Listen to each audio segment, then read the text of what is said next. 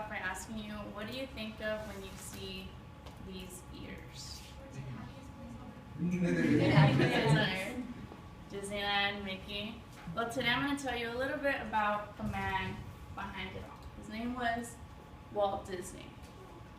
I will be talking about his early childhood, the creation of Mickey Mouse, and the creation of Disneyland. So it'll be a very brief biography. But he was born in Chicago on December 5th, 1955, and he was one out of 5 children. There was 4 boys and 1 girl. During his childhood, he moved around a lot from place to place.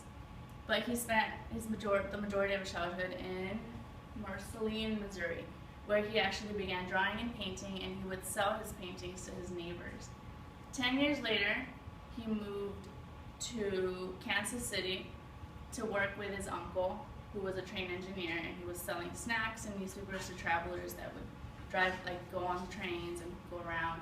And then once again, he moved back to Chicago to go to McKinley High School for 2 years until he was 16 when he dropped out. He decided to join the Army. Thankfully, he was rejected because of he was too young because of his age, and he decided to join the Red Cross, which sent him over to France to drive an ambulance. But after doing that for a couple years, in 1919, he returned back to back to Kansas City, and that's where he decided to pursue a career to be a newspaper artist, which is when he met Ub Iwerks, which led to the creation of Mickey Mouse. He was created in 1928 after Walt Disney and Ub Iwerks. Disney Studios decided to part, and he lost a lot of the business and a lot of money. So they were like, you know what, we need new characters. So him and Ub and other colleagues decided to start drawing some things up, and they came up with an animated cow, an animated pig, various other animals, but nothing hit the spark. Walt wasn't sold. So he remembered back in Kansas that he had a pet mouse, which is when he drew a quick sketch of a mouse, and he was like, you know what, this is actually working. He showed it to Ub, and Ub didn't think it was cartoonish enough. So he tweaked it up a bit, and that's how together they created Mortimer Mouse. That was the original name for Mickey Mouse. When he showed the sketch and the name to his wife, Lillian, she was like, that's a horrible name, we need to switch it, which is when they decided on Mickey, which is what we have now. So thank goodness for his wife, right? Imagine Mortimer Mouse. And once they started to started to make cartoons and work with Mickey, they were like, you know what, he needs a voice. So Walt himself was the voice of Mickey up until 1947, which led them to be like, you know what, I don't want to have just Mickey. Why don't we make this something bigger? So Walt kept dreaming. He dreamed it bigger and bigger, and eventually he's like, you know what, I want a theme park, which led to Disneyland.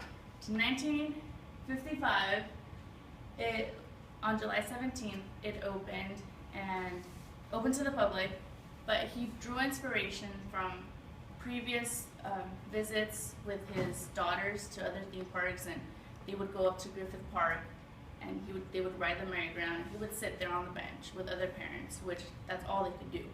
There was nothing for the parents to do, which is when and where he decided, you know what, I want a place where adults can enjoy along with the children, not just the children.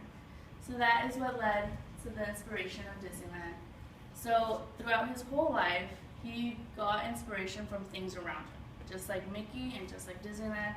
And unfortunately, he wasn't there to see the grand opening of Orlando, but his legacy lives on.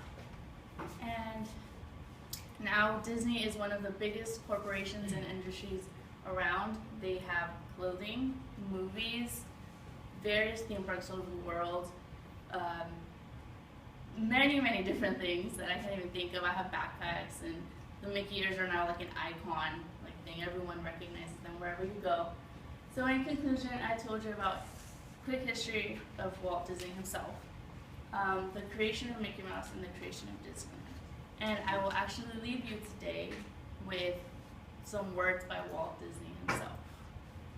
If you can dream it, you can do it. Always remember that this whole thing was started with a dream and a mouse. Thank you.